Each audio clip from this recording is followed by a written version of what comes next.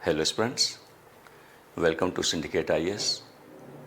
आज हम लोग एक बार फिर से एक नई क्लास को लेकर यहाँ पर उपस्थित हो रहे हैं और आज का जो अध्ययन का विषय है वह है भारतीय संविधान की अनुसूचियों के संदर्भ में।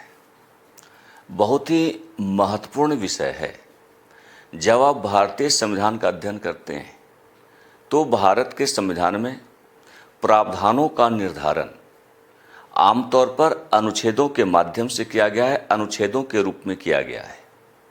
लेकिन आपने जब अपने संविधान का अध्ययन किया होगा तो निस्संदेह अनुच्छेदों के साथ साथ अनुसूचियों के बारे में भी अध्ययन किया होगा। यानी संविधान के जो प्रावधान हैं वे प्रावधान न केवल अनुच्छेदों के रूप में निर्धारित हैं बल्कि उन्हें कवर करने का कार्य अनुसूचियों के माध्यम से भी किया गया है। तो हम लोग यहाँ पर इसी बात का अध्ययन करने जा रहे हैं कि भारत के संविधान में जो अनुसूचियाँ निर्धारित की गई हैं वे अनुसूचियाँ क्या हैं, अनुसूचियों का वास्तविक अर्थ क्या होता है, अनुसूचियों के प्रकार क्या हैं और संविधान में किन किन अनुसूचियों का समावेशन किया गया है। तो संविधान की जो अनुसूचियां हैं ये बहुत ही महत्वपूर्ण भाग है संविधान का। और जब आप संविधान का संपूर्णता के साथ अध्ययन करते हैं तो न केवल प्रावधानों को लेकर अनुच्छेदों का आप अध्ययन करते हैं बल्कि अनुसूचियों के माध्यम से प्रावधान को बेहतर ढंग से समझना और भी सरल हो सकता है। तो हमारा प्रयास है कि आज इन्हीं अनुसूचियों को लेकर आपसे चर्चा करें, समझाने का प्रयास करें कि अनुसूचियां क्या होती हैं और संविधान में अनुसूचियों को शामिल करने के पीछे उद्देश्य क्या है। अनुसूचियों के प्रकार को लेकर भी हमारी चर्चा होगी और सबसे महत्वपूर्ण बात कि इस चर्चा के दौरान हम लोग समझने का प्रयास करेंगे संविधान में जिन अनुसूचियों को सम्मिलित किया गया है, अनुसूची 1 से लेकर अनुसूची 12 तक का विश्लेषण आज के क्लास का मुख्य उद्देश्य है और यही आज के क्लास की विशेषता भी है। सबसे पहले हम लोग समझने का प्रयास करें कि संविधान का जो निर्माण किया गया, सबको मालूम है कि भारतीय संविधान को 26 नवंबर 1949 को पूर्ण रूप से तैयार कर लिया गया था, जबकि 26 जनवरी 1950 को इसे प्रवर्तित किया गया, इसे लागू किया गया, इसे आम जनता को समर्पित कर दिया गया। यानी 26 नवंबर 1949 को जब संविधान तैयार हुआ तो उसे सबसे पहले संविधान सभा के द्वारा पारित किया गया, जिससे कि उसे विधिक स्वरूप प्रदान कर दिया जाए। चूँकि संविधान एक विधिक दस्तावेज है और एक तरह से आप ये भी कह सकते हैं कि यह एक ऐसा दस्तावेज है जहां से भारत में शासन व्यवस्था से संबंधित प्रावधान उपलब्ध होते हैं। तो 26 नवंबर 1949 को संविधान सभा के द्वारा भारत के संविधान को पारित किया गया और 26 जनवरी 1950 को यह संविधान लागू हुआ है, जनता को समर्पित किया गया। देश में इसका क्रियान्वयन तब से आज तक निरंतर जारी है और चिरंतन काल तक जारी रहेगा।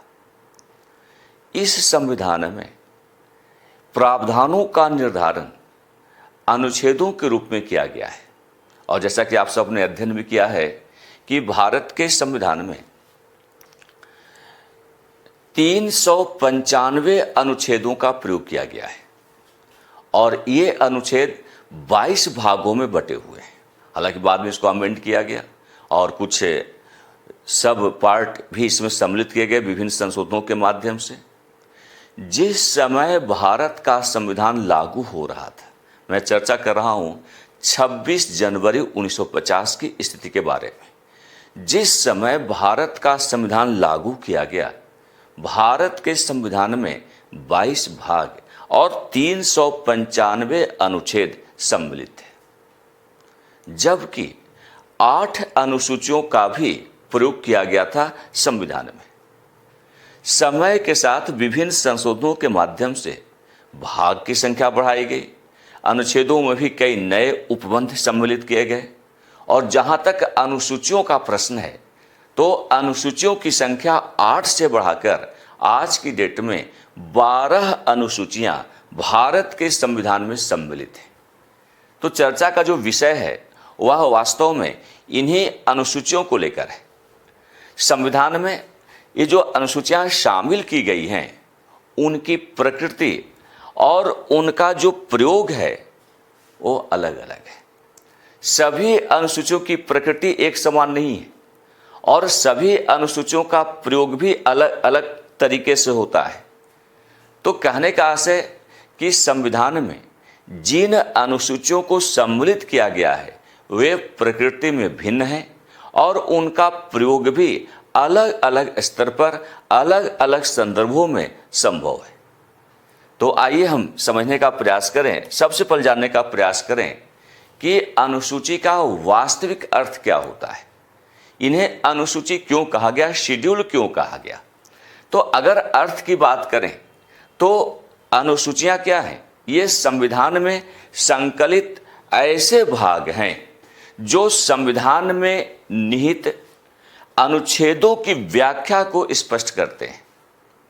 संविधान में क्या है, जितने भी प्रावधान होते हैं वे सब के सब अनुच्छेदों के रूप में निर्धारित किए गए और इन्हीं अनुच्छेदों की व्याख्या जिसके माध्यम से संभव होती है हम उन्हें अनुसूचियां कहते हैं।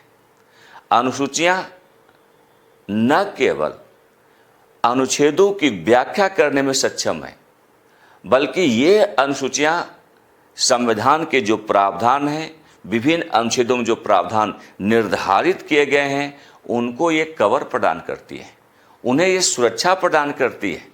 तो कहने का आशय कि अनुसूचियां जो है वो संविधान में संकलित ऐसे भाग को कहा जाता है जो संविधान में निहित अनुच्छेदों की व्याख्या को निर्धारित करते हैं। साथ ही अनुसूचियां जो है ये कुछ विशेष प्रावधानों से संबंधित होती है। संविधान में जो सामान्य प्रावधान हैं ऐसे सामान्य प्रावधान अनुच्छेदों के माध्यम से निर्धारित किए गए, जबकि विशेष प्रावधान अनुसूचियों के रूप में निर्धारित है। तो अनुसूचियों की जो प्रकृति है वह विशिष्ट प्रकार की होती है और जो अनुच्छेद हैं ये सामान्य रूप से प्रावधानों को निर्धारित करने से संबंधित होते हैं। इसके अतिरिक्त हम क्या देखते हैं कि संविधान में कुछ महत्वपूर्ण विषयों के सापेक्ष अनुसूचियों का निर्धारण किया गया है। जैसे आप पंचायती व्यवस्था को देखें या आप दल बदल अधिनियम के बारे में या दल बदल संबंधी जो कानून बनाए गए उसके बारे में चर्चा करें, या आप ऐसा भी कर सकते हैं कि जो 9th शेड्यूल है जिसमें कुछ ऐसे कानूनों को संरक्षित किया गया है जिसे न्यायपालिका के द्वारा उसकी समीक्षा आदि नहीं की जा सकती है, हालांकि बाद में न्यायपालिका ने उसे समीक्षा के दायरे के अधीन रखा गया है। तो कहने का आशय है कि अनुसूचियां संविधान के कुछ महत्वपूर्ण विषयों के सापेक्ष एक अनुशासन और दिशा निर्देशन का कार्य करते हैं। ये जो अनुसूचियां हैं ये क्या करती हैं? अनुशासन को तय करती है, संविधान की व्यवस्थाओं को अनुशासित करती है, उन्हें दिशा निर्देशित करती है, उन्हें मर्यादित करती हैं, उनके प्रयोग की सीमाओं को निर्धारित करने से संबंधित होती है। तो कहने का आशय कि अनुसूचियों में जिन दिशा निर्देशों का निर्धारण किया गया है शासन को इन दिशा निर्देशों का पालन करना अनिवार्य होता है। तो हम इस रूप में अनुसूचियों को समझने का प्रयास करते हैं। अब हम लोग देखें कि ये जो अनुसूचियां हैं कितने प्रकार की होती है। आमतौर पर जो है इस पर कभी कोई चर्चा होती नहीं है, लेकिन वास्तव में अगर आप भारतीय संविधान की बात करें तो भारत के मूल संविधान में 8 अनुसूचियां संकलित की गई थी, जबकि बाद में 9वीं अनुसूची, 10वीं अनुसूची, 11वीं अनुसूची और 12वीं अनुसूची को सम्मिलित किया गया। ऐसा जो 4 नई अनुसूचियां हैं भारतीय संविधान में विभिन्न संशोधनों के माध्यम से निर्धारित किए गए हैं। तो कहने का आशय कि मूल संविधान की अनुसूचियां और बाद में संशोधन के माध्यम से लाई गई अनुसूचियां, और इसी आधार पर जब हम अनुसूचियों के प्रकार का अध्ययन करते हैं तो अनुसूचियों के का यह जो प्रकार है ये दो भागों में बटा होता है। तो संविधान में अनुसूचियों का प्रयोग जो विशेष भाग के रूप में किया गया है वे दो प्रकार के होते हैं। अनुसूचियां दो प्रकार की होती है। वैसी अनुसूचियां जो मूल संविधान में अंतर्निहित थे उन्हें हम मौलिक अनुसूची के रूप में जानते हैं। यानी जिन अनुसूचियों का प्रयोग संविधान के प्रारंभ से हुआ है, प्रारंभ से होता रहा है, ऐसी अनुसूचियां मौलिक अनुसूचियों के रूप में जानी जाती हैं। और वैसी अनुसूचियां जिनका संविधान में संकलन संविधान के क्रियान्वयन के पश्चात विभिन्न संविधान संशोधनों के माध्यम से किया गया है, इन अनुसूचियों को हम संकलित अनुसूची के रूप में जानते हैं। फिर से इसको समझिएगा, संविधान में एक विशेष भाग के रूप में अनुसूचियों को सम्मिलित किया गया है। इन अनुसूचियों के दो प्रकार हैं। वैसी अनुसूचियां जो प्रारंभ से ही संविधान के हिस्से के रूप में सम्मिलित रहे हैं, इन अनुसूचियों को मौलिक अनुसूची कहा जाता है। और वे अनुसूचियां जो समय के साथ विभिन्न संविधान संशोधनों के माध्यम से संविधान में निर्धारित किए गए हैं, संविधान में जिन्हें स्थान प्रदान किया गया है, ऐसी अनुसूचियों को संकलित अनुसूचियां कहा जाता है। और इस आधार पर यदि आप भारतीय संविधान की अनुसूचियों का अवलोकन करें तो जो मौलिक अनुसूचियां हैं उनकी कुल संख्या 8 है। अनुसूची 1, अनुसूची 2, अनुसूची 3, अनुसूची 4, अनुसूची 5, अनुसूची 6, 7 और 8। ये सब की सब अनुसूचियां ऐसी अनुसूचियां हैं जो संविधान के प्रवर्तन के समय निर्धारित थी। संविधान में इनका संकलन प्रारंभ में किया गया था। तो ये ऐसी अनुसूचियां हैं जिन्हें मौलिक अनुसूची का दर्जा दिया गया है। ये मौलिक प्रकृति से युक्त प्रकार की अनुसूचियां हैं। और अनुसूची 9, अनुसूची 10, अनुसूची 11 और अनुसूची 12, ये 4 ऐसी अनुसूचियां हैं जिन्हें बाद में अलग अलग संविधान संशोधनों के माध्यम से भारत के संविधान में स्थान प्रदान किया गया है। तो 4 अनुसूचियां संकलित प्रकार की अनुसूचियां हैं और 8 अनुसूचियां ये मौलिक अनुसूचियां हैं। मौलिक अनुसूचियों की संख्या में भविष्य में वृद्धि नहीं होगी, लेकिन जो संकलित अनुसूचियां हैं उनकी संख्या में आगे वृद्धि हो सकती है। इसके लिए संविधान में संशोधन करते हुए नई अनुसूची को शामिल करने की आवश्यकता होगी। तो भविष्य में अनुसूचियों की संख्या बढ़ सकती है, लेकिन जिन अनुसूचियों की संख्या बढ़ती है वे सब के सब संकलित अनुसूची के रूप में जाने जाते हैं। तो यही 2 प्रकार है अनुसूचियों का। अब यहाँ पर एक प्रश्न उत्पन्न होता है कि क्या वास्तव में संविधान के क्रियान्वयन के पश्चात अनुसूचियों में संशोधन किया जा सकता है? तो निसंदेह अनुसूचियां संविधान के वैसे विशिष्ट भाग हैं जिन्हें संविधान संशोधन के माध्यम से परिवर्तित किया जा सकता है, उन्हें परिवर्धित किया जा सकता है, उन्हें संकुचित किया जा सकता है, या अनुसूचियों के प्रावधान को निरस्त किया जा सकता है, संपूर्ण अनुसूची को निरस्त किया जा सकता है, डिलीट किया जा सकता है, या किसी नई अनुसूची को सम्मिलित किया जा सकता है। कहने का आशय हमारा है कि संविधान में जो अनुसूचियां सम्मिलित हैं, संविधान संशोधन के माध्यम से उनका किसी भी तरीके से संशोधन किया जा सकता है। संशोधन पर किसी प्रकार की रोक नहीं है। तो संविधान की जो अनुसूचियां हैं, उनके जो प्रावधान हैं, उस संविधान संशोधन के दायरे के अंतर्गत है, इसलिए उनका संशोधन संभव है।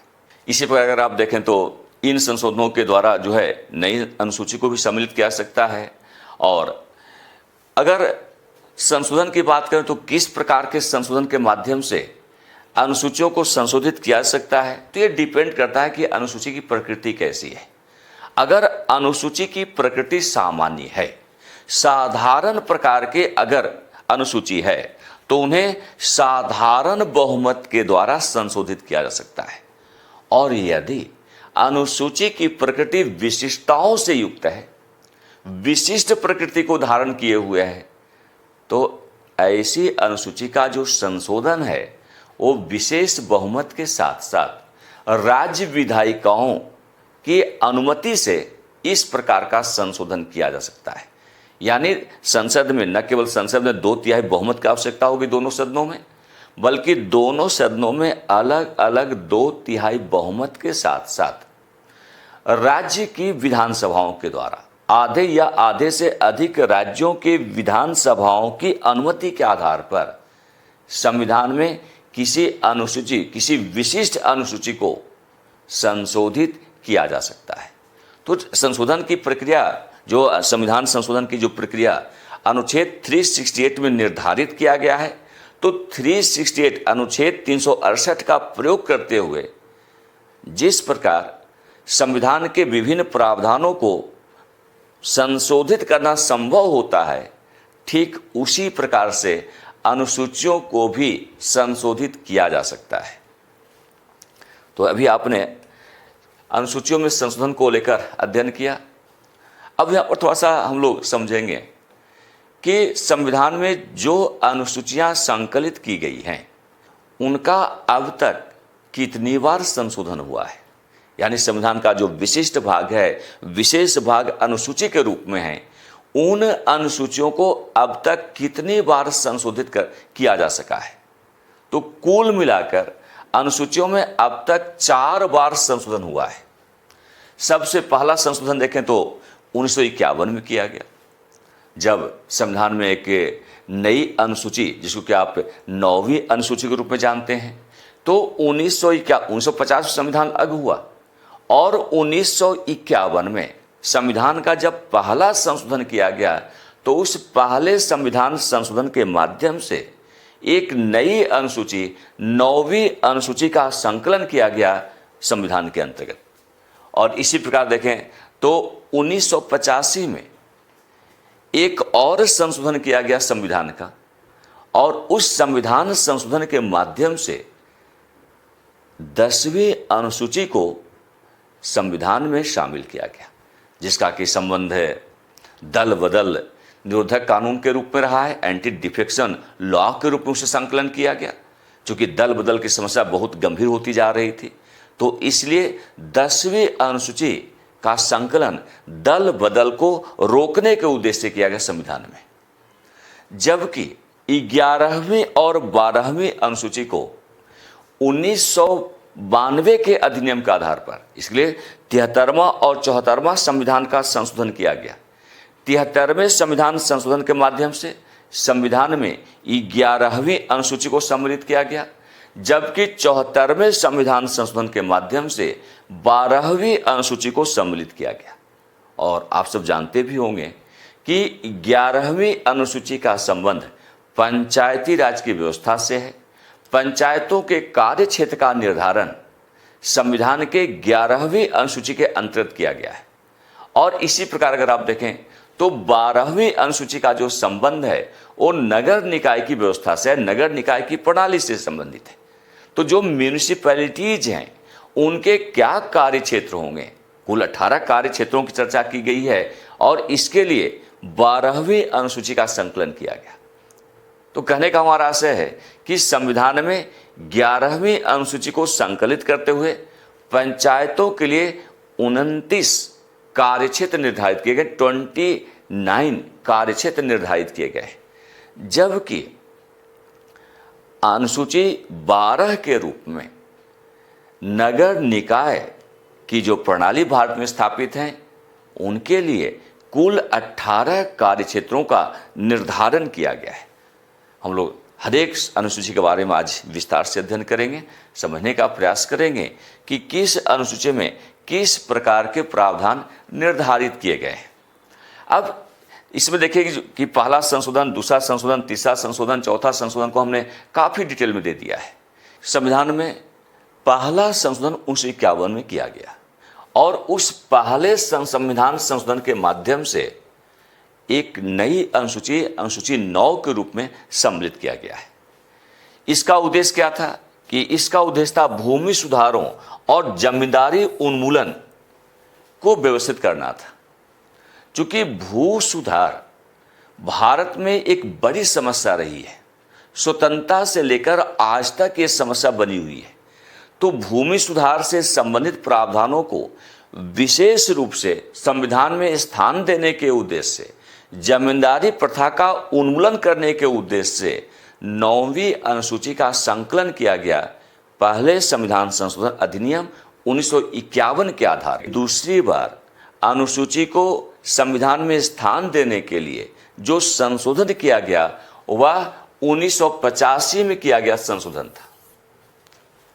52वां संविधान संशोधन अधिनियम 1985 के द्वारा संविधान में एक नई अनुसूची, जिसे आप 10वीं अनुसूची के रूप में जानते हैं, तो 10वीं अनुसूची का संकलन संविधान में 52वां संविधान संशोधन अधिनियम 1985 के द्वारा किया गया है। दूसरी बार ऐसा हो रहा था कि संविधान में एक नई अनुसूची का संकलन इस अधिनियम के माध्यम से किया गया है। तो 10वीं अनुसूची को शामिल किया गया और इस नई अनुसूची का मुख्य उद्देश्य क्या रहा है? दल बदल कानून को संविधान में स्थान प्रदान करना। एंटी डिफेक्शन लॉ को संविधान में निर्धारित करने के लिए 10वीं अनुसूची का संकलन किया गया है और इसके लिए संविधान का संशोधन 52वां संविधान संशोधन अधिनियम 1985 के माध्यम से ऐसा करना संभव हुआ है। संविधान में अनुसूचियों को शामिल करने के लिए तीसरी बार संशोधन 1992 के अधिनियम के आधार पर किया गया और इस संशोधन के माध्यम से संविधान में 11वीं अनुसूची को शामिल करने के लिए 73वां संविधान संशोधन अधिनियम 1992 के माध्यम से प्रावधानों को निर्धारित किया गया और इस 11वीं सूची का मुख्य उद्देश्य था पंचायती राज व्यवस्था के अंतर्गत पंचायतों के लिए कार्य क्षेत्र को निर्धारित करना और इस संदर्भ में 11वीं अनुसूची के अंतर्गत पंचायतों के लिए 29 कार्य क्षेत्र निर्धारित किए गए, 29 कार्य क्षेत्र निर्धारित किए गए। इसकी चर्चा हमने पहले भी किया था। तो 11वीं अनुसूची के माध्यम से पंचायती राज व्यवस्था को न केवल संवैधानिक दर्जा प्रदान किया गया बल्कि पंचायतों के कार्य क्षेत्र क्या होंगे, इन तमाम बातों को निर्धारित किया गया इस संविधान संशोधन के माध्यम से और खासकर नई अनुसूची 11वीं अनुसूची को शामिल करते हुए।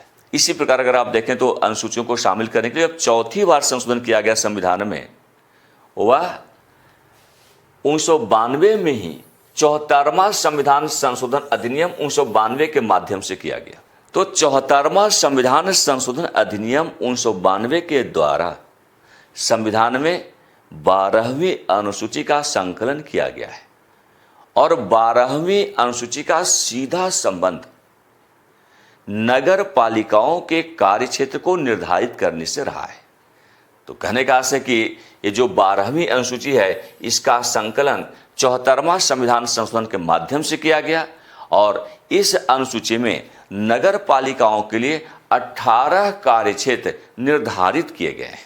अब यहाँ पर एक सूची आपके सामने है, आप देख सकते हैं कि विभिन्न संविधान संशोधनों के द्वारा कौन सी अनुसूची संविधान में सम्मिलित की गई है।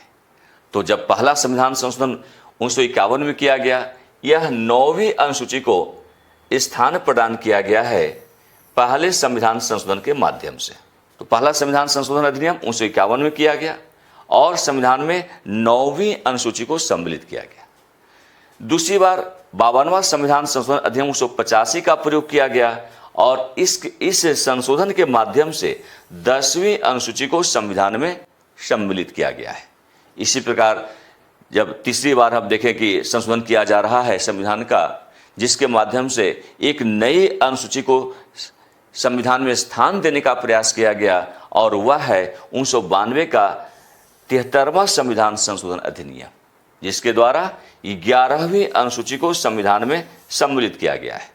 और इसी प्रकार 74वां संविधान संशोधन अधिनियम 1992 के माध्यम से 12वीं अनुसूची को संविधान में सम्मिलित किया गया। तो ये अब तक 4 बार संविधान का संशोधन करते हुए 4 नई अनुसूचियों को संविधान में स्थान प्रदान किया गया है। तो मूल संविधान में कुल 8 अनुसूचियां थी, जिन्हें समय समय पर विभिन्न संविधान संशोधनों के माध्यम से ये संख्या आज बढ़कर 12 हो गई है। तो 12 अनुसूचियां वर्तमान में भारत के संविधान में अंतर्निहित है। अब हम एक एक करके सारी अनुसूचियों का अध्ययन करेंगे। अनुसूची 1, अनुसूची 2, अनुसूची 3, 4, 5, 6, 7, 8 से लेकर 12 तक। सबसे पहले हम प्रथम अनुसूची के बारे में, जो फर्स्ट शेड्यूल भारत के संविधान में अंतर्निहित है, उसके बारे में अध्ययन करेंगे। समझने का हमारा प्रयास होगा कि इस प्रथम अनुसूची में किन प्रावधानों को निर्धारित किया गया है।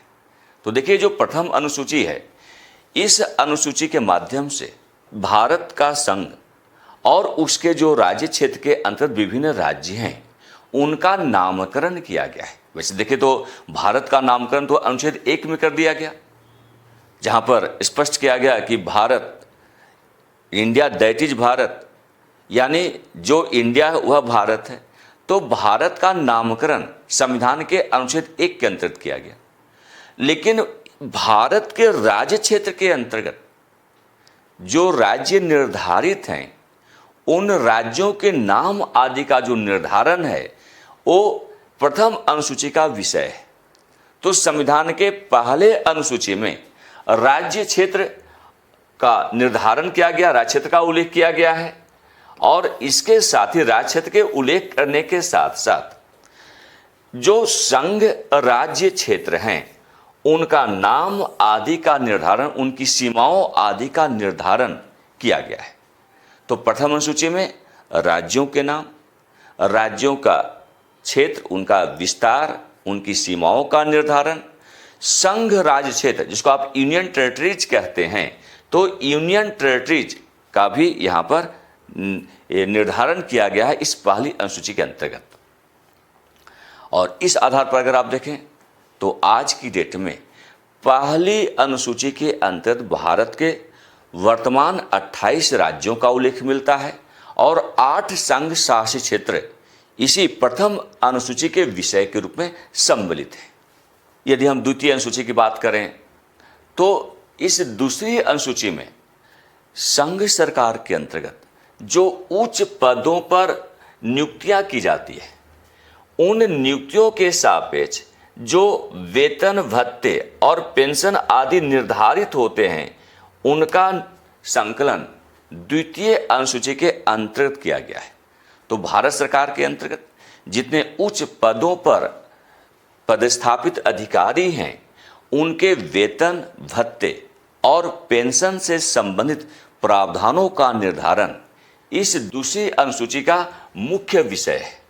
तो दूसरी अनुसूची में क्या किया गया है, इसको अगर हम विस्तार से अध्ययन करें तो क्या देखते हैं कि भारतीय संघ के जो उच्च पदाधिकारी है, कौन उच्च पदाधिकारी है, तो भारत का राष्ट्रपति, इसके अलावा राज्यों के राज्यपाल, लोकसभा का अध्यक्ष, उपाध्यक्ष, राज्यसभा के सभापति। हालांकि यहां पर उपराष्ट्रपति का नामकरण नहीं किया गया, चूंकि उपराष्ट्रपति के वेतन भत्ते पेंशन आदि सब कुछ राज्यसभा के सभापति के रूप में निर्धारित हैं, इसलिए अनुसूची 2 के अंतर्गत उपराष्ट्रपति शब्द का प्रयोग नहीं किया गया, बल्कि राज्यसभा के सभापति के रूप में उनके वेतन, उनके भत्ते, उनके पेंशन आदि पर विचार किया गया है। तो यहाँ पर हम क्या देख रहे हैं कि जो द्वितीय अनुसूची है उसके अंतर्गत उच्च पदाधिकारी, और उच्च पदाधिकारियों में कौन कौन सम्मिलित हैं, तो भारत का राष्ट्रपति, राज्यों के राज्यपाल, लोकसभा अध्यक्ष, लोकसभा का उपाध्यक्ष, राज्यसभा के सभापति, राज्यसभा के उपसभापति, विधानसभाओं के अध्यक्ष और उपाध्यक्ष, विधान परिषदों के सभापति एवं उपसभापति, सर्वोच्च न्यायालय के न्यायाधीश, उच्च न्यायालयों के न्यायाधीश, सीएजी नियंत्रक एवं महालेखा परीक्षक, इन सब के वेतन, भत्ते और पेंशन को लेकर द्वितीय अनुसूची में प्रावधान निर्धारित किए गए हैं। यदि हम तीसरी अनुसूची की बात करें, तृतीय अनुसूची को लेकर अगर हम विश्लेषण करें तो तृतीय अनुसूची में जितने शपथ प्रतिज्ञान है उनका निर्धारण किया गया है। जो उच्च पदों के पदाधिकारी होते हैं अपने पद पर आसीन होने से पूर्व शपथ ग्रहण करते हैं, उन शपथ ग्रहण का क्या प्रारूप होगा, उसका एफर्मेशन क्या होगा, क्या प्रतिज्ञान होगा, इसका निर्धारण तृतीय अनुसूची का विषय है। तो केंद्र सरकार के पदाधिकारियों और निर्वाचन में भाग लेने वाले जो प्रत्याशी होते हैं उनका शपथ प्रारूप, या उन्हीं को हम प्रतिज्ञान के रूप में भी जानते हैं, उनका जो शपथ प्रतिज्ञान है उनका निर्धारण किया गया है तृतीय अनुसूची के अंतर्गत। तो हम क्या देख रहे हैं, शपथ और प्रतिज्ञान, इनका निर्धारण तृतीय अनुसूची का विषय है। और यह जो अनुसूची है उस अनुसूची के अंतर्गत अगर आप देखें तो आर्टिकल 75(4), 99, 124(6), 148(2), 164(3), 188 और 21 को यह निर्धारित करता है। अब यहां पर देखिए संघ के पदाधिकारी के रूप में कौन शामिल है, किनके शपथ प्रतिज्ञान का निर्धारण संविधान की तीसरी अनुसूची में किया गया। प्रश्न यूपीएससी में भी पूछा जाता है और अक्सर राष्ट्रपति के बारे में पूछा जाता है। राष्ट्रपति का जो शपथ प्रतिज्ञान है संविधान की तीसरी अनुसूची का विषय नहीं है। तो यहां पर आप देखें तो पूरी लिस्ट हमने दे रखा है कि किनके शपथ प्रतिज्ञान का निर्धारण संविधान की तीसरी अनुसूची में किया गया है। तो राष्ट्रपति का जो शपथ प्रतिज्ञान है संविधान की तीसरी अनुसूची का विषय नहीं है। कौन कौन से पदाधिकारी हैं जिनका शपथ प्रतिज्ञान तीसरी अनुसूची में निर्धारित है, उनमें संघ के जितने भी मंत्री हैं सब सम्मिलित हैं। चाहे वो कैबिनेट दर्जा का मंत्री हो, चाहे राज्य मंत्री स्वतंत्र प्रभार वाला मंत्री हो, चाहे राज्य मंत्री, चाहे उप मंत्री की बात करें, जितने भी संघ सरकार के मंत्री हैं वे उन सब का शपथ प्रतिज्ञान तृतीय अनुसूची के अंतर्गत निर्धारित है। इसी प्रकार इस समय देख रहे हैं कि लोकसभा चुनाव का आयोजन हो रहा है और प्रत्याशी बनने के लिए नॉमिनेशन फाइल करना होता है। नॉमिनेशन, जितने भी प्रत्याशी चुनाव मैदान में इस समय चुनाव लड़ने के लिए आ रहे हैं वे सब के सब नॉमिनेशन फाइल करते हैं। और ये नॉमिनेशन फाइल में क्या होता है, उसमें एक शपथ प्रारूप दिया होता है। तो संसद के चुनावों के जो प्रत्याशी हैं, चाहे लोकसभा चुनाव के लिए कोई प्रत्याशी बन रहा हो, चाहे राज्यसभा चुनाव के लिए प्रत्याशी बन रहा हो, वे सब के सब एक शपथ पत्र पर हस्ताक्षर करते हैं। तो यहां पर उनका जो शपथ प्रतिज्ञान है उसका निर्धारण भी तृतीय अनुसूची के अंतर्गत किया गया है। इसी प्रकार जब वो चुनाव जीत जाएंगे, संसद के सदस्य के रूप में जब वो शपथ लेते हैं तो उनका शपथ प्रतिज्ञान भी अनुसूची 3 के अनुरूप होता है। उनका शपथ प्रतिज्ञान अनुसूची 3 में निर्धारित है, उसी को शपथ लेते हैं। इसी प्रकार सर्वोच्च न्यायालय और उच्च न्यायालयों के जो न्यायाधीश हैं उनका भी जो शपथ प्रतिज्ञान है संविधान की तीसरी अनुसूची में शामिल किए गए हैं। तीसरी अनुसूची में जो शपथ प्रतिज्ञान का निर्धारण किया गया है उसी प्रारूप के आधार पर सर्वोच्च न्यायालय और उच्च न्यायालय के मुख्य और अन्य न्यायाधीश शपथ लेते हैं पद पर जाने से पहले। इसी प्रकार जो तीसरी अनुसूची के अंतर्गत जो अन्य शपथ प्रतिज्ञान है, भारत में जो नियंत्रक और महालेखा परीक्षक का पद है, जिसको कि आप शॉर्ट में कैग कहते हैं या जिसे आप सीएजी कहते हैं, तो सीएजी भी अपने पद पर आसीन होने से पूर्व शपथ लेता है। उसका शपथ प्रतिज्ञान भी तीसरी अनुसूची में सम्मिलित है, तीसरी अनुसूची का विषय है। इसी प्रकार राज्यों के जो मंत्री हैं, राज्यों में विधानमंडल वहां भी स्थापित है, वहां भी सरकारें स्थापित होती है, सरकारों का गठन होता है, मंत्रिपरिषद का फॉर्मेशन होता है। तो राज्य सरकार के स्तर पर जो मंत्री पद स्थापित होते हैं उनका शपथ प्रारूप भी तृतीय अनुसूची में ही सम्मिलित है। इसी तरह राज्य विधानमंडल के चुनावों के जो प्रत्याशी हैं, विधानसभा के चुनाव होने जा रहा हो या विधान परिषद किसी राज्य में स्थापित हैं, यदि वहां पर निर्वाचन का आयोजन किया जा रहा हो तो इसके लिए प्रत्याशी बनने के लिए शपथ लेना होता है, शपथ पर हस्ताक्षर करना होता है, और यह शपथ प्रारूप भी संविधान की तीसरी अनुसूची का विषय है।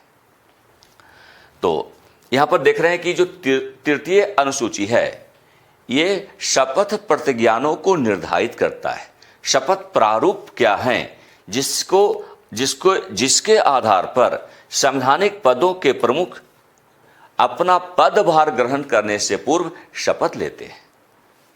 अगर चौथी अनुसूची की बात करें तो संविधान में जिस चौथी अनुसूची को स्थान दिया गया है उस चौथी अनुसूची का सीधा संबंध जो 28 राज्य हैं भारत में वर्तमान में और जो 8 संघ राज्य क्षेत्र हैं उनके लिए राज्यसभा में स्थानों का आवंटन किया गया है। क्योंकि राज्यसभा का जो गठन किया गया संसद के उच्च सदन के रूप में किया गया है, और दूसरी बात कि भारत में संसद के उच्च सदन के रूप में जिस राज्यसभा का गठन किया गया है वह राज्यों की सभा है। राज्यों के प्रतिनिधि वहां पर पदस्थापित होते हैं, सदस्य के रूप में सम्मिलित होते हैं। तो राज्यसभा में किस राज्य के लिए कितने स्थान आवंटित किए गए हैं, संघ शासित क्षेत्रों के लिए कितनी सीटें राज्यसभा में आवंटित किए गए हैं, इन सब का उल्लेख चौथी अनुसूची के अंतर्गत किया गया है। जो चौथी अनुसूची का सीधा संबंध क्या है, भारत के जो राज्य हैं और जो संघ राज्य क्षेत्र हैं उनके लिए राज्यसभा में स्थानों का आवंटन किया गया है। इसी क्रम में हम पांचवी अनुसूची के बारे में चर्चा कर रहे हैं, और पांचवी अनुसूची का जो संदर्भ है बहुत ही महत्वपूर्ण अनुसूची है। हालांकि कोई ऐसी अनुसूची अब तक आपने अध्ययन नहीं किया जिसका महत्व कम हो, तो पांचवी अनुसूची का जो संबंध है वह अनुसूचित क्षेत्रों, जो शेड्यूल्ड एरिया भारत में निर्धारित किए जाते हैं, जो अनुसूचित जनजातियों के प्रशासन के संदर्भ में नियंत्रण आदि की व्यवस्था को तय करते हैं, इन सारे उपबंधों को पांचवी अनुसूची में सम्मिलित किया गया है। तो पांचवी अनुसूची के जो उपबंध हैं उसके अधीन रहते हुए ही किसी राज्य की कार्यपालिका शक्ति का विस्तार उसके अनुसूचित क्षेत्रों तक किया जा सकता है। यानी जो शेड्यूल्ड एरिया है उनमें प्रशासन की व्यवस्था क्या होगी, शेड्यूल्ड एरिया में राज्य अपनी शक्ति का कहां तक विस्तार कर सकता है, अपनी शक्ति की सीमा तक प्रयोग करने में वो सक्षम है, इन समस्त बातों का निर्धारण पांचवी अनुसूची का विषय है। तो इस अनुसूची को संसद द्वारा समय समय पर जैसी आवश्यकता रही है उस आधार पर संशोधित किया जाता रहा है।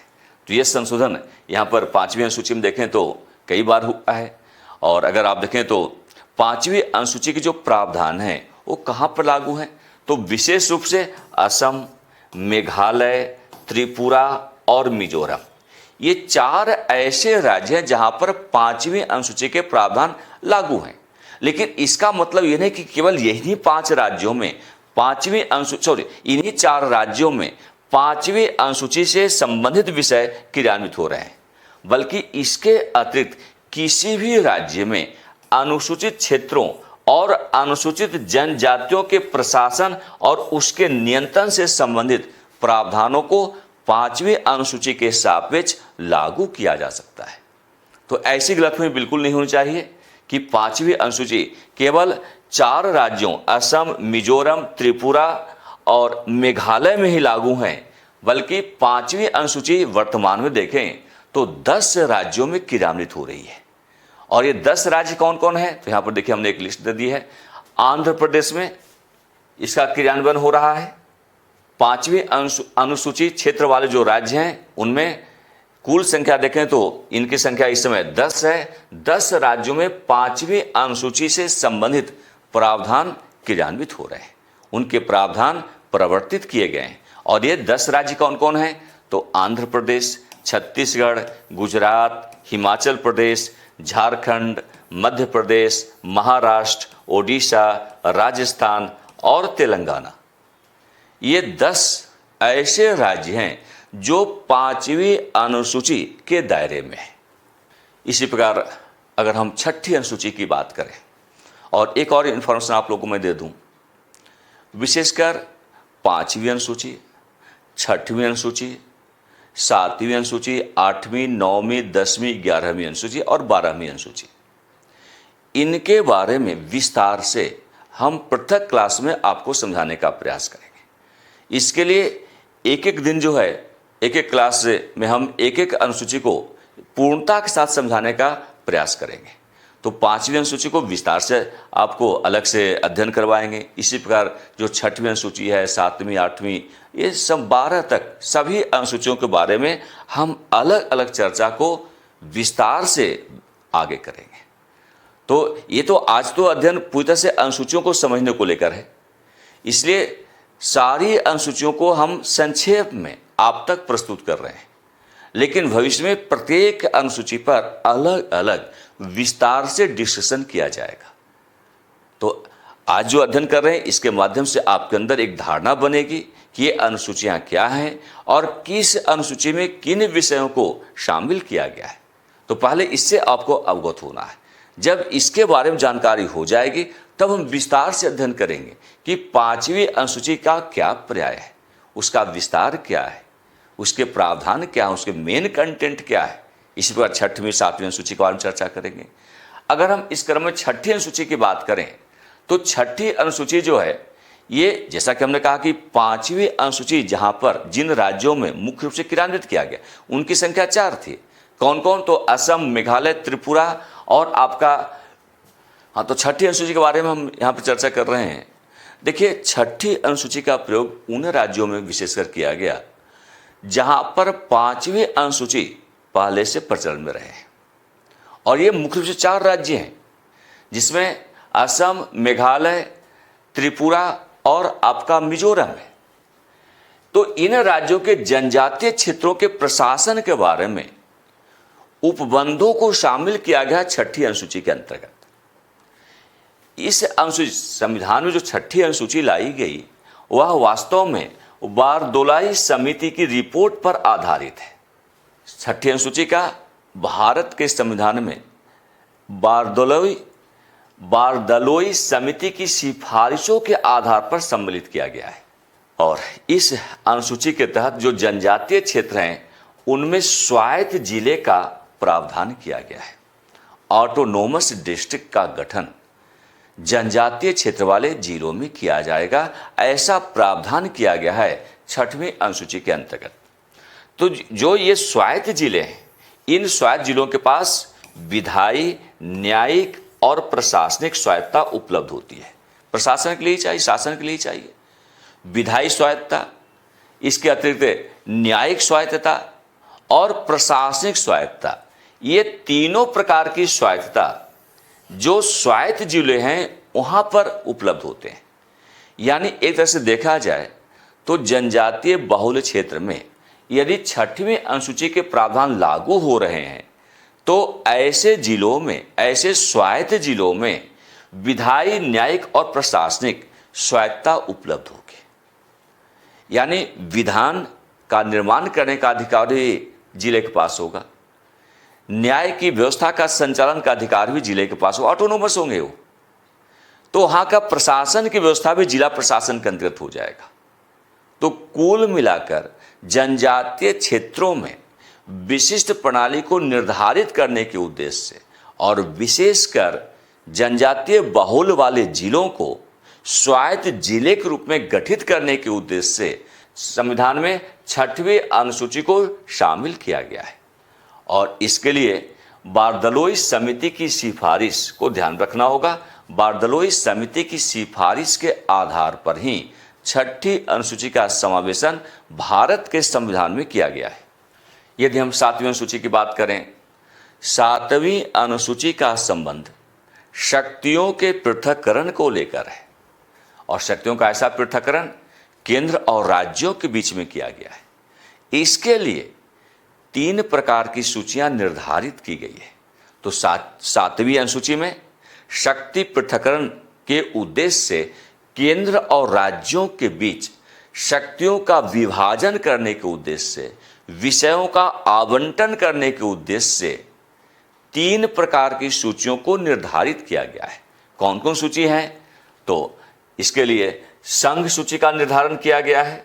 संघ सूची कुल वर्तमान में 100 विषय हैं, लेकिन मूल संविधान में देखा जाए तो 97 विषय है।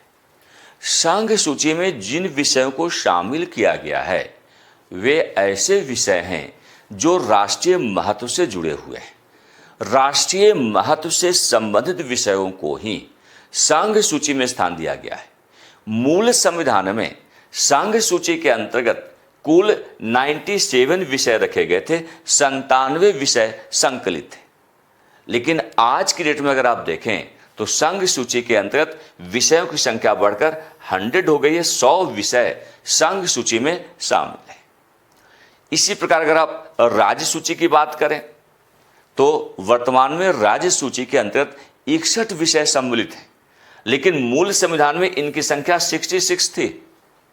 राज्य सूची के अंतर्गत उन विषयों को शामिल किया गया है जो क्षेत्रीय महत्व रखने से संबंधित है। स्थानीय महत्व वाले विषय राज्य सूची के अंतर्गत सम्मिलित है। क्षेत्रीय महत्व वाले विषयों का राज्य सूची में स्थान प्रदान किया गया है। तो मूल संविधान में राज्य सूची के अंतर्गत 66 विषय रखे गए थे, 66 विषय थे। आज इनकी संख्या कम होकर 61 हो गई है।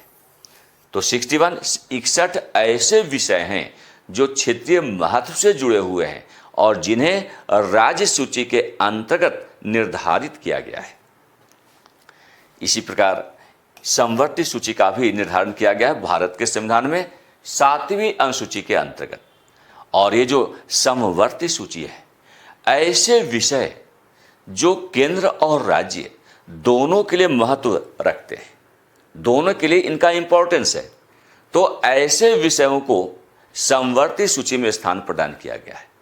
मूल संविधान में समवर्ती सूची में 47 विषय रखे गए थे, 47 विषय थे। आज इनकी संख्या बढ़कर 52 हो चुकी है।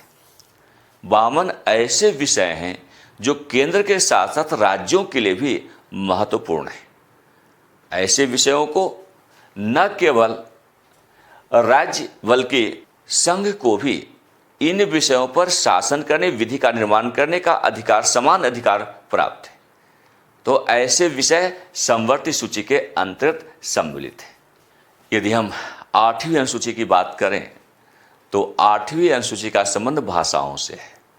क्योंकि भारत जो है भाषाओं के मामले बहुत ही समृद्ध राष्ट्र है। ढेर सारी भाषाएं भारत में बोली जाती है। हर क्षेत्र की अपनी अलग अलग भाषाएं, भाषाओं का प्रचलन अलग अलग क्षेत्रों में अलग अलग रूप में, भाषाओं के साथ साथ उपभाषाओं का भी प्रचलन है, बोलियों का भी प्रचलन है।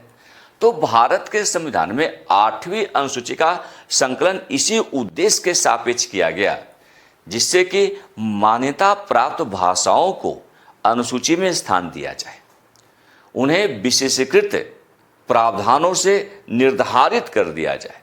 तो इसके लिए 8वीं अनुसूची का संकलन किया गया है और इस सूची के अंतर्गत वर्तमान में 22 भाषाएं संकलित हैं। तो कुल 22 भाषाएं जो हैं इस 8वीं अनुसूची के अंतर्गत निर्धारित किए गए हैं। तो ये 22 भाषाएं जो है बहुत ही महत्वपूर्ण है। मूल संविधान की अगर बात करें तो भाषाओं की यह संख्या केवल 14 थी। 14 भाषाओं का उल्लेख मूल संविधान में अनुसूची 8 के अंतर्गत किया गया था। लेकिन अलग अलग संशोधनों के माध्यम से भाषाओं की यह संख्या बढ़कर वर्तमान में 22 पहुंच चुकी है। अब ये कब संशोधन किए गए भाषाओं को सम्मिलित करने के लिए? तो संविधान में भाषाओं को सम्मिलित करने के लिए जो पहला संशोधन किया गया वो 21वां संविधान संशोधन था, 1967 का संशोधन था। और इसके माध्यम से संविधान में सिंधी भाषा को स्थान प्रदान किया गया। इसी प्रकार 71वां संविधान संशोधन किया गया 1992 में, और इसके माध्यम से कोंकणी, मणिपुरी और नेपाली को भी 8वीं अनुसूची के अंतर्गत स्थान दे दिया गया। जबकि 92वां संविधान संशोधन अधिनियम 2003 के माध्यम से मैथिली, बोडो और संथाली तथा डोगरी को संविधान की 8वीं अनुसूची में सम्मिलित किया गया है। तो आज ये संख्या बढ़कर कहां तक पहुंच चुकी है? 14 जो मूल संवैधानिक भाषाओं को 8वीं अनुसूची में दर्ज किया गया था, उनकी संख्या आज बढ़कर 22 हो चुकी है। अब यहाँ पर एक पूरी की पूरी लिस्ट आपके सामने है कि संविधान की 8वीं अनुसूची में जो भाषाएं शामिल हैं वे कौन कौन हैं। तो यहाँ पर देख लीजिए, असमिया, बांग्ला, गुजराती, हिंदी, कन्नड़, कश्मीरी, कोंकणी, मलयालम, मणिपुरी, मराठी, नेपाली, ओडिया, पंजाबी, संस्कृत, सिंधी, तमिल, तेलुगु, उर्दू, डोगरी, बोडो, मैथिली और संथाली, ये कुल 22 भाषाएं 8वीं अनुसूची के अंतर्गत संकलित हैं। और हम लोग अध्ययन करेंगे 9वीं अनुसूची। ये संकलित अनुसूची के श्रेणी में आती है, यानी मूल संविधान में 9वीं अनुसूची नहीं था।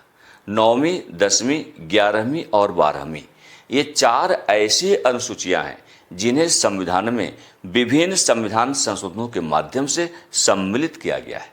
तो इस कड़ी में जो पहली अनुसूची है वो 9वीं अनुसूची है।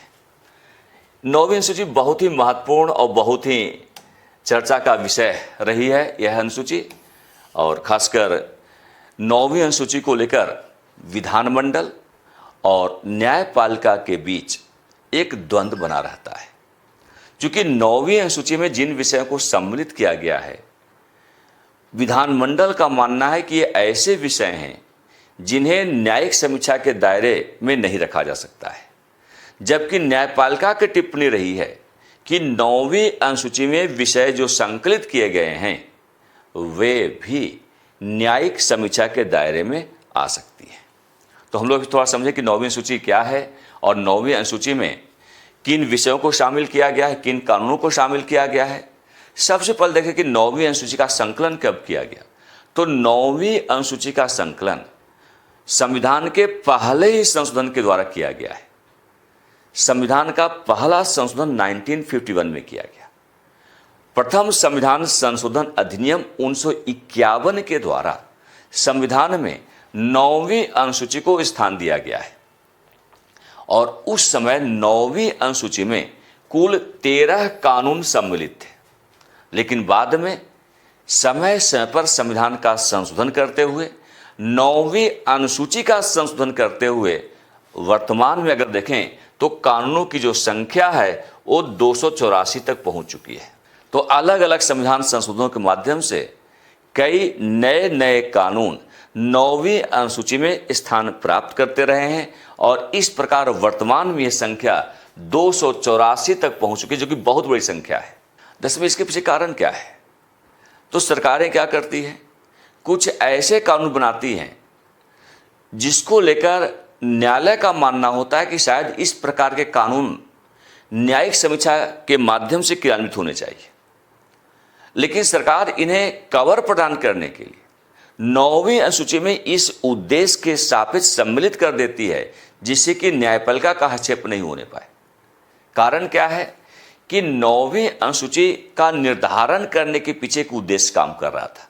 क्या कि 9वीं अनुसूची की जो प्रकृति है वो पूर्वव्यापी है, रेट्रोस्पेक्टिव है, और पूर्वव्यापी प्रकृति होने की वजह से न्यायालय द्वारा यदि किसी कानून को आज संवैधानिक घोषित भी कर दिया गया हो, इसके बावजूद संबंधित कानून यदि 9वीं अनुसूची में शामिल है तो वह उसी तारीख से वैध माना जाएगा जिस तारीख से उसका प्रचलन आरंभ हुआ है। तो यह रेट्रोस्पेक्टिव होने की वजह से, एक तरह से पूर्वव्यापी होने की वजह से क्या है, होता क्या है कि विधायिका किसी कानून का निर्माण करती है, अगर न्यायपालिका को लगता है कि कानून संविधान सम्मत नहीं है या संविधान की व्यवस्था को प्रभावित करने से संबंधित है, तो ऐसी स्थिति में न्यायपालिका के द्वारा उसे शून्य घोषित किया जा सकता है। लेकिन इस प्रकार के कानून का प्रचलन बनाए रखने के लिए इसे 9वीं अनुसूची में सम्मिलित कर दिया जाता है। कारण क्या है?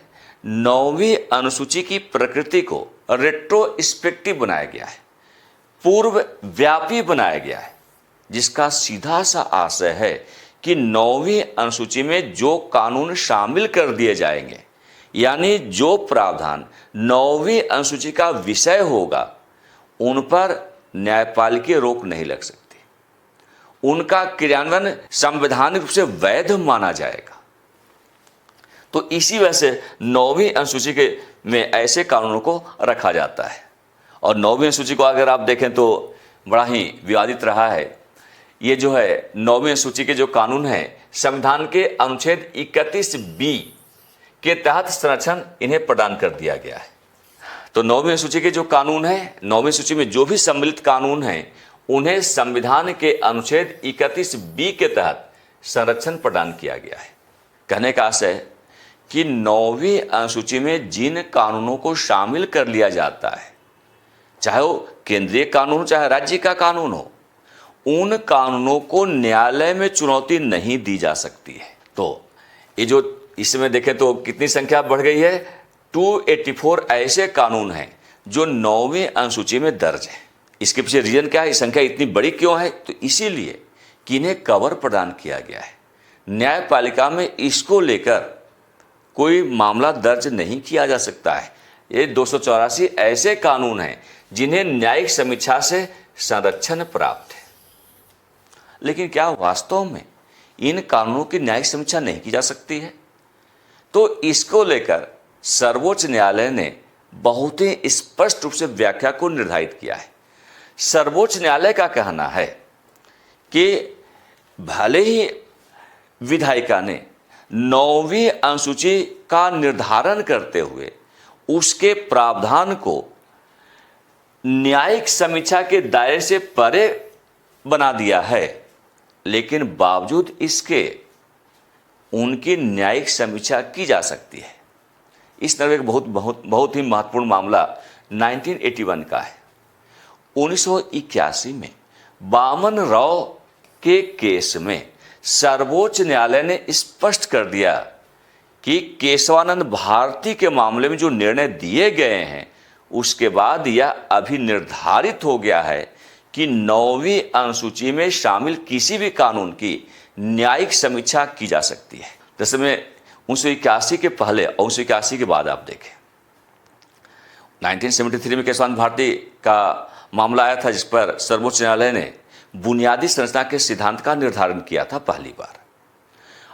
तो सर्वोच्च न्यायालय का मानना 1981 में वामन राव के मामले में सर्वोच्च न्यायालय ने जो निर्णय दिया, उस निर्णय के आधार पर यह स्पष्ट हो गया कि 9वीं अनुसूची में जो विषय सम्मिलित किए गए हैं वे न्यायिक समीक्षा के दायरे में आएंगे। और इस मामले में खुद सर्वोच्च न्यायालय ने भी स्पष्ट कर दिया है कि जैसे ही केशवानंद भारती के मामले में न्यायालय ने बुनियादी संरचना के सिद्धांत का निर्धारण किया है और स्पष्ट कर दिया है कि संविधान में संशोधन केवल उस सीमा तक संभव है जिससे कि संविधान का मूल ढांचा प्रभावित न होने पाए। संविधान का जो बुनियादी ढांचा है आप प्रभावित हमारा बना रहे, यहां तक संविधान में संशोधन किया जा सकता है। तो इस तरह में वामन राव के मामले में सर्वोच्च न्यायालय की टिप्पणी है कि केशवानंद भारती के मामले में जिस बुनियादी संरचना के सिद्धांत का निर्धारण सर्वोच्च न्यायालय के द्वारा किया गया है, यदि 9वीं अनुसूची का कोई कानून, कोई प्रावधान संविधान की बुनियादी संरचना को प्रभावित करने से संबंधित हैं, तो उनकी न्यायिक समीक्षा की जा सकती है। तो अब यह स्पष्ट हो चुका है कि 9वीं अनुसूची में जिन प्रावधानों को सम्मिलित किया गया है, जिन कानूनों को रखा गया है, सतही तौर पर देखा जाए तो ऐसे कानून न्यायिक समीक्षा के दायरे से बाहर है। इन कानूनों की प्रकृति ऐसी हो जाती है जिससे कि लगता है कि शायद न्यायिक समीक्षा नहीं की जा सकती है। लेकिन सर्वोच्च न्यायालय का स्पष्ट रूप से मानना है कि यदि 9वीं अनुसूची के ये कानून संविधान की मूल ढांचा के विपरीत है, संविधान की बुनियादी स्थिति को कमजोर करने से संबंधित है, तो इन कानूनों की न्यायिक समीक्षा की जा सकती है। तो यहां से ही जाकर स्पष्ट होता है कि 9वीं अनुसूची के विषय भी न्यायिक समीक्षा के दायरे में आते हैं। अब हम लोग अध्ययन करेंगे संविधान की 10वीं अनुसूची को लेकर। यह भी एक बहुत ही महत्वपूर्ण अनुसूची है और इस अनुसूची को संविधान में 1985 में शामिल किया गया, जब संविधान का 52वां संशोधन किया गया 1985 में। 52वां संविधान संशोधन अधिनियम 1985 के द्वारा संविधान में 10वीं अनुसूची को सम्मिलित किया गया है। तो 9 से अनुसूची जो है 9 से बढ़कर अब 10 हो चुकी है और 10वीं अनुसूची का सीधा संबंध दल बदल कानून को लेकर है। एंटी डिफेक्शन लॉ इसका मुख्य उद्देश्य रहा है। चूंकि राजनीतिक स्तर पर कुछ ऐसे घटनाक्रम रहे जहां पर नैतिकता का परित्याग करते हुए सांसद एक दल से दूसरे दल में बदल करते रहे, तो दल बदल की स्थिति इतनी देश में खराब हो गई थी, उस पर रोक लगाना आवश्यक हो गया था। तो इसी दल बदल पर रोक लगाने के उद्देश्य से संविधान में 10वीं अनुसूची का संकलन किया गया है। इस अनुसूची के अंतर्गत दल बदल क्या है, दल बदल करने वाले राजनीतिक दल के सदस्यों को आयोग ठहराने के लिए प्रावधान क्या हो सकते हैं, प्रावधानों को किस रूप में निर्धारित किया गया है, कैसे निर्धारित किया जा सकता है, इन प्रावधानों को परिभाषित किया गया है और साथ ही इसका उद्देश्य राजनीतिक लाभ और पद के लालच में दल बदल करने वाले जनप्रतिनिधियों को आयोग करार देना महत्वपूर्ण है। तो ये जो 10वीं अनुसूची है इसमें दल बदल क्या है इसे परिभाषित किया गया है। दल बदल पर रोक कैसे लगा सकते हैं, इसलिए क्या प्रावधान होंगे उसका निर्धारण किया गया है। और विशेष रूप से राजनीतिक लाभ प्राप्त करने के लिए, राजनीतिक पद प्राप्त करने के लिए, पद का लाभ प्राप्त करने के लिए जब दल बदल किया जाता है तो जनप्रतिनिधि आयोग किए जा सकते हैं। ऐसे प्रावधान 10वीं अनुसूची में सम्मिलित किए गए हैं। बाद में क्या है कि इसे संशोधित किया गया। 91वां संविधान संशोधन अधिनियम 2003 के द्वारा दल बदल कानून को संशोधित कर दिया गया। दरअसल में जब पहली बार दल बदल कानून को संविधान की अनुसूची 10 का विषय बनाया गया, उसमें एक बड़ी कमी थी। बड़ी कमी क्या थी कि दल बदल किया जा सकता था बशर्ते किसी दल के 1/3 सदस्य, 1/3 का मतलब यहां पर क्या है, अगर कोई दल है उसके विजेता लोकसभा के सदस्य या राज्यों विधानसभा के सदस्य, यदि एक उस दल के विजयी प्रत्याशी, विजयी सदस्य लोकसभा चुनाव में जहां जीते हों चाहे राज्यसभा चुनाव में जीते हों, 1/3 सदस्य सामूहिक रूप से दल बदल कर सकते थे। यानी अगर कोई एक सदस्य किसी दल से निकलकर दूसरे दल में जा रहा है तो वहां पर दल बदल लागू होता था, लेकिन 1/3 या उससे अधिक संख्या में दल बदल हो रहा सदस्यों का तो दल बदल के दायरे में नहीं आता था। तो इससे क्या हो रहा था कि पहले तो इक्का दुक्का दल बदल होता था, अब सामूहिक दल बदल होना शुरू हो गया। 1/3 अगर 100 सदस्य हैं तो 33-34 सदस्य इकट्ठा हुए आपस में और दल बदल लेते थे।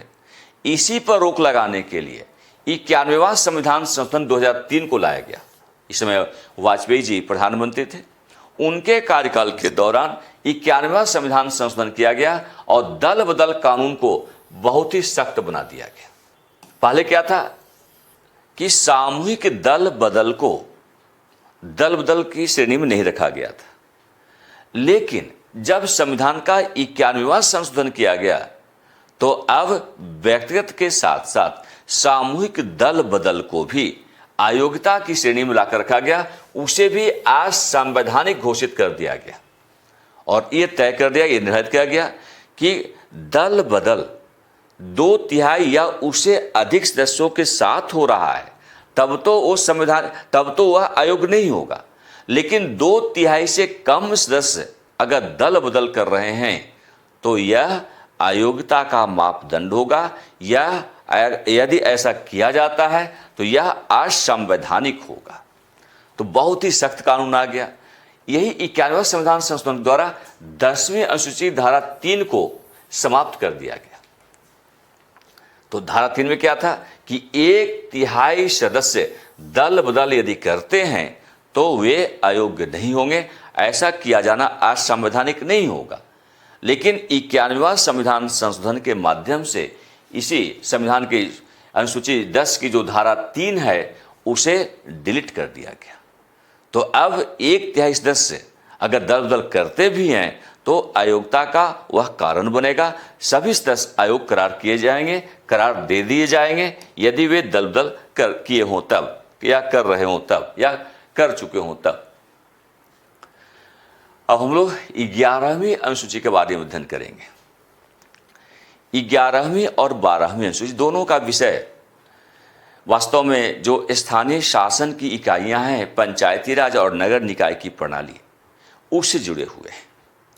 और यही कारण कि ये दोनों जो अनुसूचियां हैं एक ही समय में, एक 73वां संविधान संशोधन अधिनियम 1992 के द्वारा और दूसरा 74वां संविधान संशोधन अधिनियम 1992 के द्वारा संविधान में सम्मिलित किया गया है। तो सबसे पहले हम लोग अध्ययन करेंगे 11वीं अनुसूची का। 11वीं अनुसूची का संकलन कब किया गया? 1993 में किया गया। और इसके लिए संविधान का 73वां संशोधन किया गया था। 73वां संविधान संशोधन अधिनियम 1992 के माध्यम से। तो 73वां संविधान संशोधन अधिनियम 1992 के द्वारा 1993 में 11वीं अनुसूची को सम्मिलित किया गया है संविधान में। और इस 11वीं अनुसूची में पंचायत की शक्तियों का निर्धारण किया गया है, ग्रामीण विकास से संबंधित प्रावधान तय किए गए हैं, गरीबी उन्मूलन, बाजार और सड़क तथा पीने का पानी आदि जैसे जरूरी विषय इसके अंतर्गत शामिल हैं। और मुख्य रूप से अगर आप देखें तो 11वीं अनुसूची के अंतर्गत पंचायती राज के जो कार्य क्षेत्र हैं उनका निर्धारण कर दिया गया। इसी अनुसूची में पंचायती राज के कार्य क्षेत्र के अंतर्गत कुल 29 कार्य क्षेत्र तय किए गए हैं। तो ये कार्य क्षेत्र कौन कौन हैं आप यहां पर देख सकते हैं। ये 11वीं अनुसूची में शामिल पंचायतों के कार्य क्षेत्र हैं, जिनमें कृषि एवं कृषि विस्तार, ये जो 29 कार्य क्षेत्र हैं 11वीं सूची के विषय के अंतर्गत पंचायतों के लिए जो निर्धारित किए गए हैं, उनमें पहला क्या है? कृषि एवं कृषि विस्तार, भूमि सुधार एवं मृदा संरक्षण, लघु सिंचाई, जल प्रबंध, जल आच्छादन विकास, पशुपालन, दुग्ध उद्योग एवं कुक्कुट पालन, मत्स्य उद्योग, सामाजिक वनोद्योग तथा फार्म वनोद्योग, लघु वन उत्पाद, लघु उद्योग, खाद्य प्रसंस्करण उद्योग सहित इसी प्रकार खादी, ग्राम और कुटीर उद्योग, ग्रामीण आवास, पेयजल। इसके साथ ही हम देखें तो और भी बहुत सारे इसके कार्य क्षेत्र हैं। ईंधन और चारा, सड़कें, पुलिया, पुल, नौघाट, जल मार्ग तथा संचार के अन्य साधन, ग्रामीण विद्युतीकरण, विद्युत वितरण सहित गैर पारंपरिक ऊर्जा स्रोत, गरीबी उपशमन कार्यक्रम, शिक्षा, प्राथमिक तथा माध्यमिक विद्यालय सहित तकनीकी प्रशिक्षण और व्यावसायिक शिक्षा, प्रौढ़ और अनौपचारिक शिक्षा, पुस्तकालय, सांस्कृतिक क्रियाकलाप, बाजार और मेले। इसके साथ ही स्वास्थ्य और स्वच्छता, परिवार कल्याण, महिला एवं बाल विकास, समाज कल्याण, विकलांग, मानसिक रूप से अविकसित सहित कमजोर वर्गों, विशेष रूप से अनुसूचित जातियों, जनजातियों का कल्याण, लोक वितरण प्रणाली, इसको आप पीडीएस सिस्टम भी कहते हैं, पीडीएस के रूप में जानते हैं, सामुदायिक आस्तियों, एसेट्स का अनुरक्षण, यानी जो सार्वजनिक संपत्ति है उनका अनुरक्षण करने जैसे कार्य क्षेत्र पंचायतों के लिए निर्धारित किए गए हैं। तो ये कुल देख रहे हैं यहाँ पर 29 कार्य क्षेत्र पंचायतों के लिए निर्धारित किए गए हैं संविधान की 11वीं अनुसूची के अंतर्गत। अब जो अंतिम अनुसूची है 12वीं अनुसूची, हम लोग 12वीं अनुसूची का अवलोकन यहां पर करेंगे। संविधान के जो 12वीं अनुसूची है वह 1993 में 74वां संविधान संशोधन अधिनियम 1992 के द्वारा शामिल किया गया और इस अनुसूची में नगर पालिकाओं की शक्तियों और उसकी जिम्मेदारियों का उल्लेख किया गया है। साथ ही नगर पालिकाओं के कार्यक्षेत्र क्या होंगे, उनका विस्तार से निर्धारण किया गया है इस 12वीं अनुसूची के अंतर्गत। और इस प्रकार 12वीं अनुसूची के रूप में नगर पालिकाओं के लिए कुल 18 कार्यक्षेत्र तय किए गए हैं। ये कार्यक्षेत्र कौन कौन से हैं तो आप यहाँ पर देख सकते हैं। ये कार्यक्षेत्र हैं नगरीय योजना, भूमि उपयोग का विनियमन और भवनों का निर्माण, आर्थिक और सामाजिक विकास योजना, सड़कें और पुल, घरेलू, औद्योगिक तथा वाणिज्यिक परियोजना हेतु जल प्रदाय, लोक स्वास्थ्य, स्वच्छता, सफाई और कूड़ा करकट प्रबंध, अग्निशमन सेवाएं, नगरीय वानिकी, पर्यावरण का संरक्षण और पारिस्थितिकी आयामों की अभिवृद्धि। इसके साथ ही क्या है कि समाज के दुर्बल वर्गों, जिनके अंतर्गत विकलांग एवं मानसिक रूप से मंद व्यक्ति भी शामिल हैं, के हितों की रक्षा करना, ये भी नगर पालिकाओं के कर्तव्य हैं, उनके कार्य क्षेत्र हैं। इनके लिए नगर पालिकाओं को कार्य करना चाहिए। इसी क्रम में अगर और देखें तो ये जो गंदी बस्ती सुधार और प्रोन्नयन से संबंधित कार्य हैं, इन कार्यों का संपादन करने का उत्तरदायित्व नगर पालिकाओं को सौंपा गया है। तो गंदी बस्ती सुधार और प्रोन्नयन, नगरीय निर्धनता उन्मूलन, नगरीय सुख सुविधाओं जैसे कि पार्क है, उद्यान है, खेल के मैदानों की व्यवस्था करना, यह भी नगर पालिकाओं के कार्यक्षेत्र का विषय है। सांस्कृतिक, शैक्षणिक, सौंदर्यपरक आयामों की अभिवृद्धि करना, शव गाड़ना, कब्रिस्तान का निर्माण करना, उनका रख रखाव, शवदाह और श्मशान, विद्युत शवदाह गृह का निर्माण, उनका रख रखाव, ये भी नगर पालिका के कार्य क्षेत्र के अंतर्गत आते हैं। इसी क्रम में कांजी हाउस, पशुओं के प्रति क्रूरता का निवारण, जन्म मरण सांख्यिकी, जिसके अंतर्गत जन्म और मृत्यु का पंजीकरण भी सम्मिलित किया गया है, नगर पालिकाओं के कार्यक्षेत्र के विषय के रूप में सम्मिलित है। सार्वजनिक सुख सुविधाओं, जिसके अंतर्गत मार्ग प्रकाश, पार्किंग स्थल, बस स्टॉप, जन सुविधाएं, इनसे संबंधित कार्यों को संपादित करना। और अंतिम कार्य क्षेत्र जो है वह वधशालाओं, चर्म शोधशालाओं का विनियमन करना। तो ये तमाम प्रकार के कार्य क्षेत्र, जिनकी कुल संख्या 18 हैं, निर्धारित किए गए हैं नगर पालिकाओं के लिए। तो स्थानीय स्वशासन की इकाइयों के सापेक्ष नगर पालिकाएं इन कार्यों को संपन्न करने के लिए उत्तरदायी होंगी। तो आज हम लोगों ने अध्ययन किया भारतीय संविधान में जो अनुसूचियां सम्मिलित की गई है, उन अनुसूचियों पर हमने विस्तार से प्रकाश डाला है और उम्मीद करते हैं कि इन अनुसूचियों के बारे में आपके जेहन में जो भी प्रश्न रहे होंगे, उन प्रश्नों का पूर्ण रूप से यहाँ पर निराकरण हो गया होगा। एक और सूचना आप लोगों को देना है। दरअसल में आप लोग क्लासेस अटेंड कर रहे हैं, तैयारी कर रहे हैं और बेहतर ढंग से तैयारी कर रहे हैं, हमें पूर्ण विश्वास है। फिर भी आप अपनी तैयारी को और बेहतर ढंग से अगर करना चाहते हैं तो इसके लिए गूगल प्ले स्टोर से सिंडिकेट IAS ऐप डाउनलोड कर सकते हैं। वहाँ पर रेगुलर बेसिस पर क्लासेस चलते हैं, ऑनलाइन मोड पर क्लासेस चलते हैं, प्री के भी क्लास चलते हैं, मेंस के लिए क्लासेस चलते हैं और इसके साथ ही आपके प्रैक्टिस करने के लिए भी वहाँ पर प्रोग्राम तय किए गए हैं। तो आप प्रैक्टिस करने के लिए वहाँ पर जो टेस्ट सीरीज आदि का आयोजन होता है, चाहे प्री का हो चाहे आपका मेंस का हो, आप टेस्ट सीरीज में भी पार्टिसिपेट कर सकते हैं। तो आज की क्लास बस यहाँ पर ही संपन्न कर रहा हूँ। बहुत बहुत धन्यवाद आप लोगों का। और नेक्स्ट क्लास में फिर से हम लोग एक नए विषय को लेकर अध्ययन करेंगे और विशेष रूप से नेक्स्ट क्लास का जो हमारा अध्ययन का विषय होगा वो संविधान की 9वीं अनुसूची, उसके बाद हम लोग 10वीं अनुसूची के बारे में अध्ययन करेंगे। 11वीं और 12वीं अनुसूची का संबंध जो है वह पंचायती राज और नगर निकाय की व्यवस्था से है, जैसा कि आपने यहाँ पर समझा भी, तो उसका हम लोग बाद में चर्चा करेंगे। लेकिन विशेष रूप से संविधान की 9वीं अनुसूची और संविधान की 10वीं अनुसूची ये आपके अध्ययन के लिए बहुत ही महत्वपूर्ण विषय है, तो इस पर भी हम लोग विस्तार से अध्ययन करेंगे। तब तक के लिए आप सबको बहुत बहुत धन्यवाद।